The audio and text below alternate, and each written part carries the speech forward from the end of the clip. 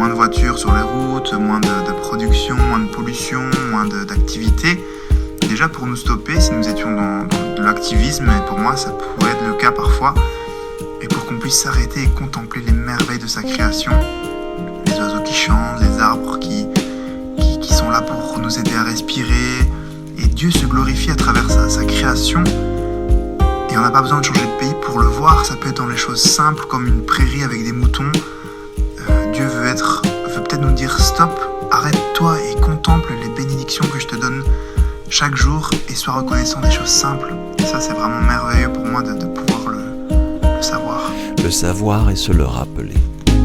Parce que oui, la tentation est grande de verser dans le cynisme ou l'agacement qui viendrait à juste titre maintenant dénoncer une forme de romantisme du confinement. Cette chose qui consiste à magnifier le temps ralenti, à planter des légumes oubliés, à apprendre le ukulélé et coudre des masques maison avec des motifs vintage papillons et des plumes, à lire sans but, à inventer avec de la farine bio, des courges et des racines, des repas sains et abondants pour la tribu, alors d'accord.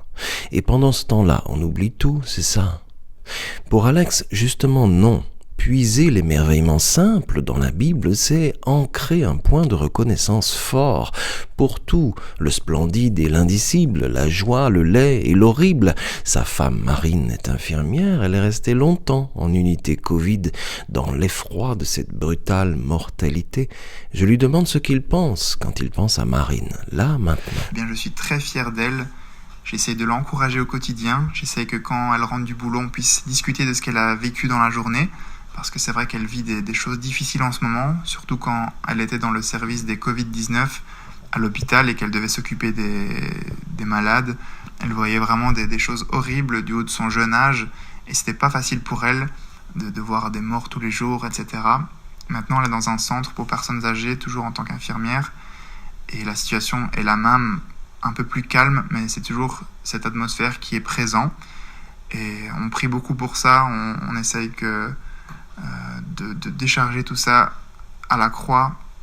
Et le Seigneur nous aide vraiment à avoir la paix sur cette situation et à traverser cette épreuve ensemble. Et on sait qu'il nous protège et qu'il nous console. Et c'est vraiment essentiel pour nous de savoir ça. Voilà, une évidence d'être, posée dans le vivant jour après jour, ce quotidien comme il vient et comme on peut l'accueillir et l'apprivoiser. Et Alex m'explique que c'est ça qu'il choisit, donner de son temps à soi pour nourrir le temps des autres, pour s'éloigner surtout de la tentation du vide qui consisterait à tourner en rond dans sa maison. Et c'est vrai que la maison, je commence à la connaître par cœur parce qu'on est confiné quand même depuis assez longtemps. Mais on trouve des choses à faire.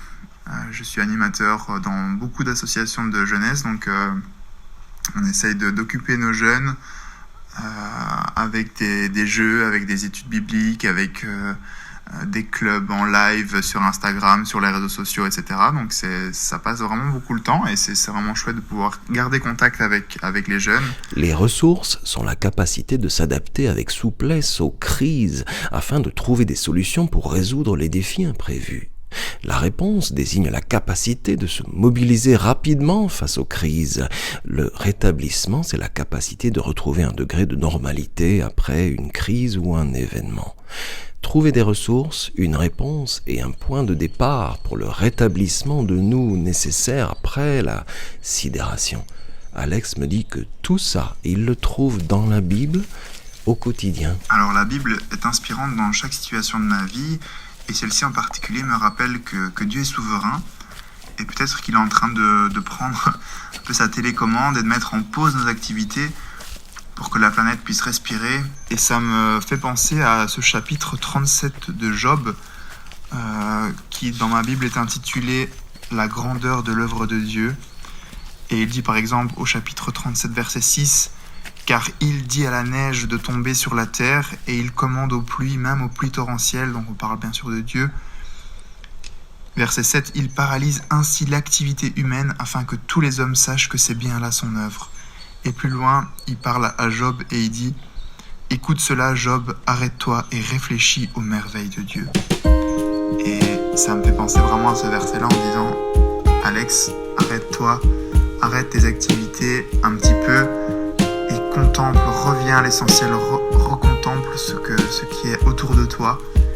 Et voilà, ça m'encourage, ça me donne un boost pour ce confinement.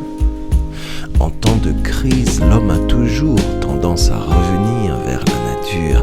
Là, avec ce grand soleil, c'est la saison du pissenlit, de l'ortie, de l'ail des ours, de la cardamine et de la berce commune.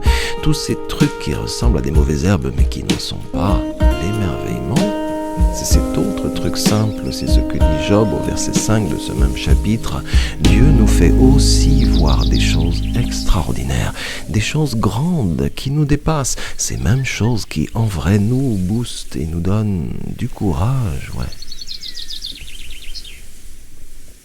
Attention, la Bible peut faire gravement du bien à la santé. Elle ne contient ni diluants, ni agents toxiques, ni substances allergènes.